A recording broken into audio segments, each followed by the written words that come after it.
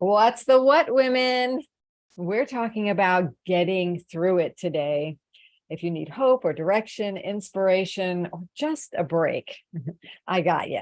And yes, there's light at the tunnel, at the end of that tunnel. Yes, you can have a dynamic life you love, even if you can't see how it's going to happen right now. When you're not sure of, how you're going to get through this, where do you go? Do you have resources and go-to strategies? Well, you guessed it. Today, I have two incredible experts who are going to give you them and help you get through it. So let's go say hi to them. Hi, Dr. Saundra. Hi, Laura. I am Dr. Saundra E. Stancil, and I am a success business coach. And you can find me on sandraestancil.square.site. Great to have you, Dr. Saundra. And hi, Kim. Hi, Laura. It's great to be here with you and Dr. Saundra. My name is Kim Cooper, and I'm an entrepreneur and career strategist and president of Youth Culture, Inc. And you can find me at youthculture.com. Great to have you as well.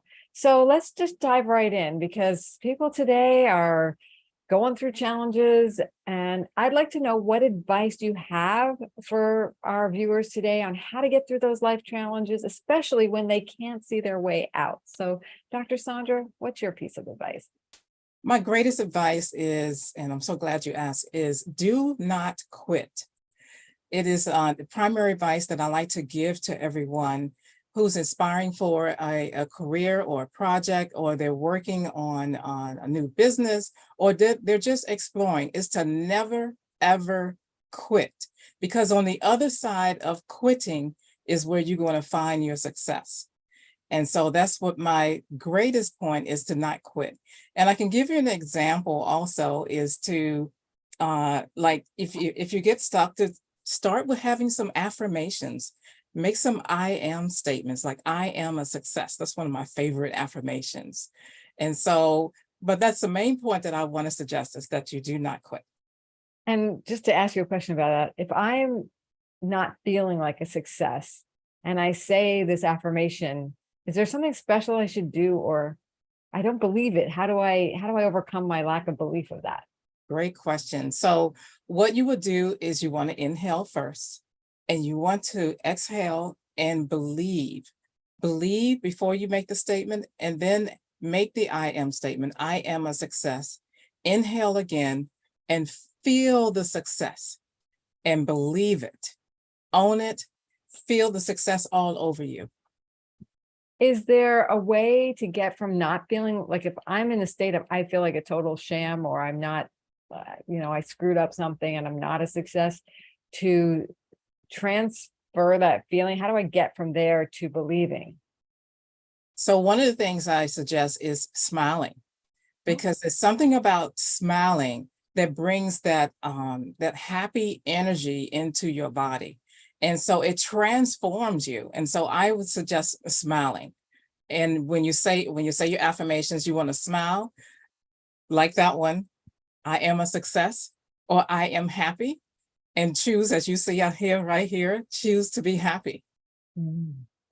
It's powerful. And I can, I could imagine people resist this, but I could also imagine that if they do it, like you said, don't quit, don't not do it. If they do it, then it will be highly valuable for them and help them transform and get out of that feeling backed into a corner. They have some access to something else other than, I'm not going to succeed, right? Because then they just told their brain they're going to succeed, right? Yes, that's true. Because as I mentioned, on the other side is the success. But what happens is they don't know all the goodness and the greatness is on that side. And so that's why they never ever want to quit. Many of the successful people in the world, and even right here, are successful. They have accomplished so many things and so much greatness, because they went and they did what they were most uncomfortable to do. They did what they did not believe. They did it in the pain.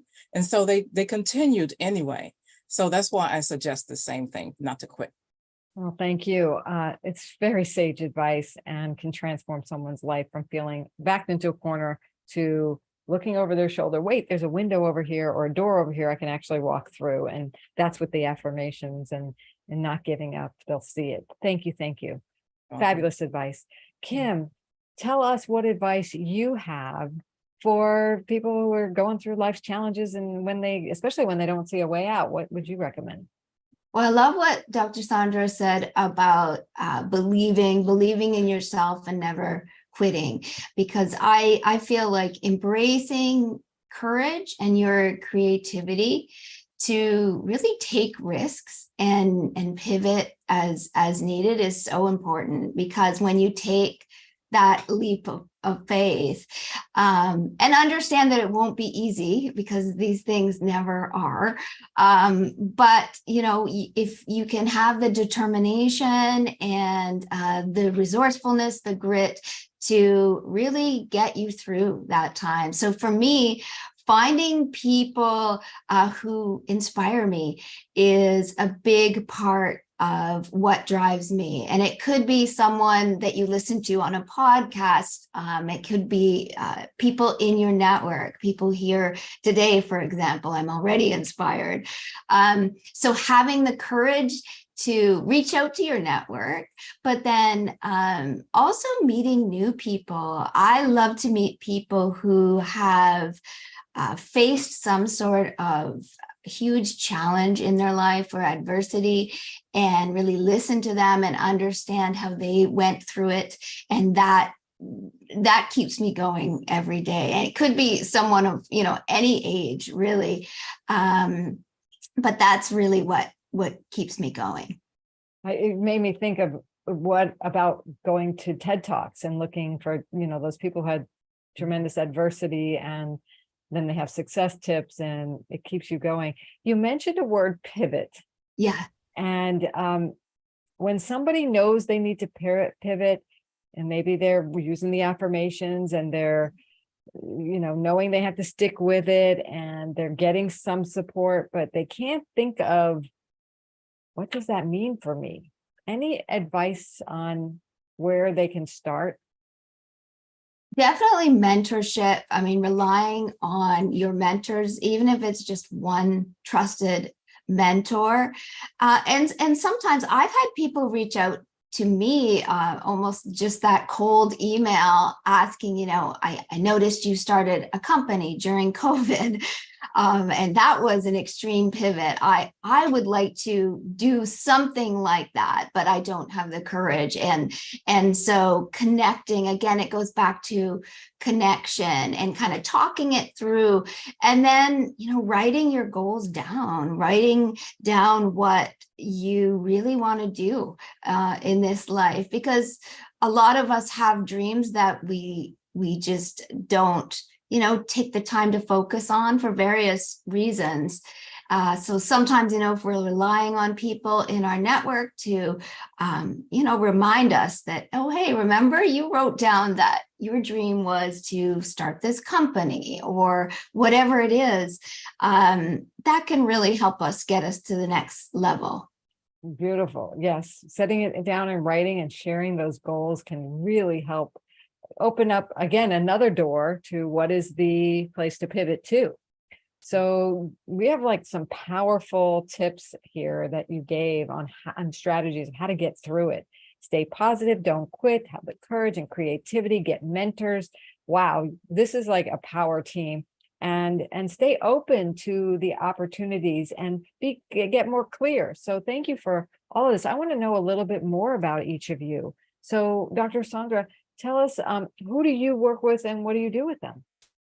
So I actually work for myself, and I help people who start businesses basically on a skinny budget, start a business with no money or very little money. I also help people who are successful and accomplished to release the bondage of narcissistic abuse. And so that's giving them strategies on how to get out of what's keeping them from moving forward in their career and in their life, in their spiritual life, in their social life, in all aspects of their life. So that's what I share and what I help them to really improve their lifestyle. So do you have a story about how you came to this work that you could share with us? Yes. I actually was I started off as a business owner, and in my process of being in a business, working my business, I was actually involved in I'm trying not to say it, but I'm going to say it. I was married to a narcissist, and it was difficult not knowing that that's what I was dealing with and what I was enduring. And so I took the process, I eventually discovered that that's what I was dealing with. I took a self-assessment test, and I learned that that's what I had to endure and had to get out of. And so I started the process of researching and learning what I needed to do. I tested the person, and I just made a decision that I could not continue because I was not making money. I was not profitable, and I seemed to be stuck just in the same place. And I knew that I was a successful person. I had been a successful person before I met this person. And so the best thing for me to do was to start the process to heal myself and to get out of this type of bondage, get out of this abuse, because I needed to be to be treated much better than I had been treated. And eventually other people started coming to me and asking me about the same thing. And that's how I got started, by supporting and helping them to do the same, to release this bondage of Wonderful. narcissism abuse. It's very important as the challenging people are coming out of the woodwork these days. Right. And or people are realizing they're with chronically difficult people. Yes. So yeah, extraordinary work you're doing. Thank you so much.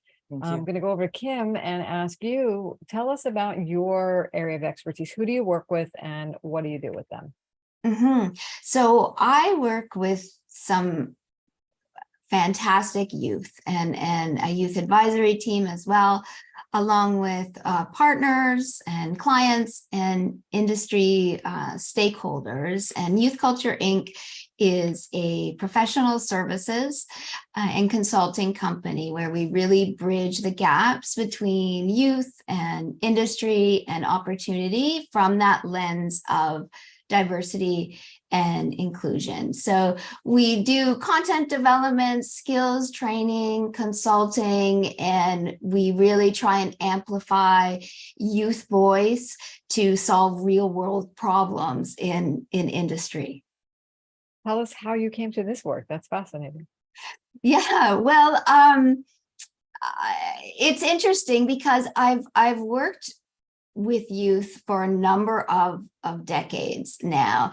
I have now I'm a woman in business and also a person with a disability, and so I'm very passionate about inclusion. And we see a lot of people being left behind these days for various reasons. And we really saw that exasperated during COVID. So I launched my company during COVID.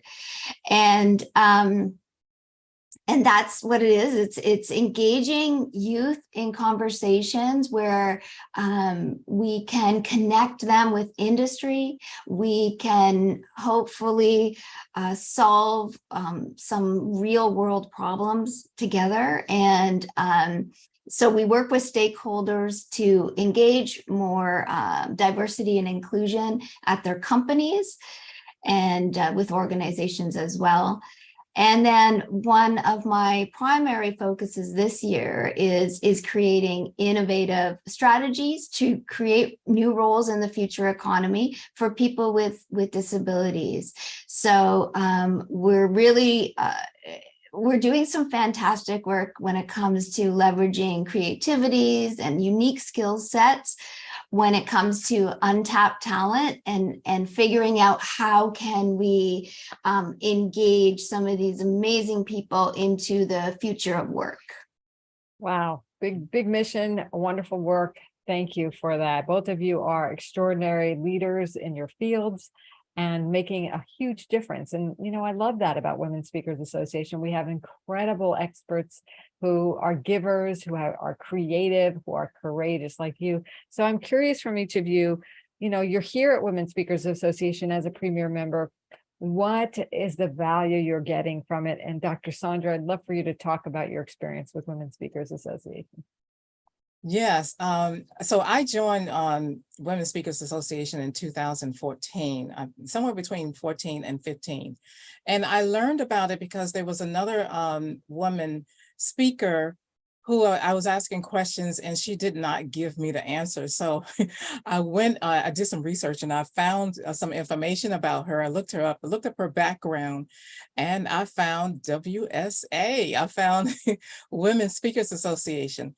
And so I was really impressed. I looked at the website and looked at all the benefits that was offered to us as professional speakers, women speakers.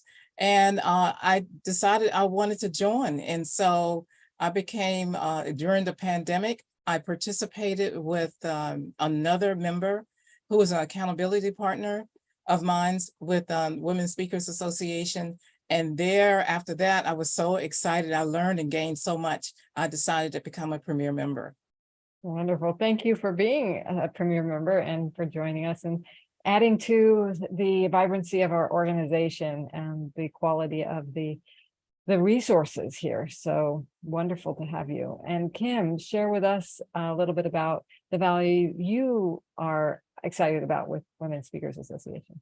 Well, I found WSA during COVID, with launching my company during that time, and just with it being during the pandemic.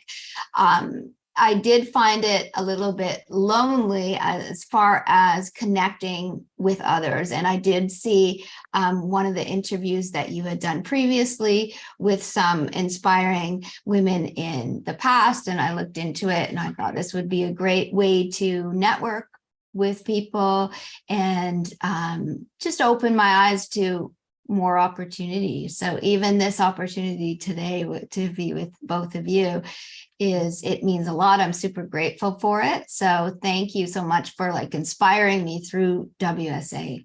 Well, thank you. And, it's great to hear that both of you found us through COVID. And of course, we've been here since 2011 and we've always been virtual, interestingly enough. So for those of you watching, if you want to do what Kim and Dr. Saundra have done and check us out or become a member, you can first go to joinwsa.com and learn more, or you can put your toe in the water, download our Speaker Success Plan. And of course, you can get that at speakersuccessplan.com.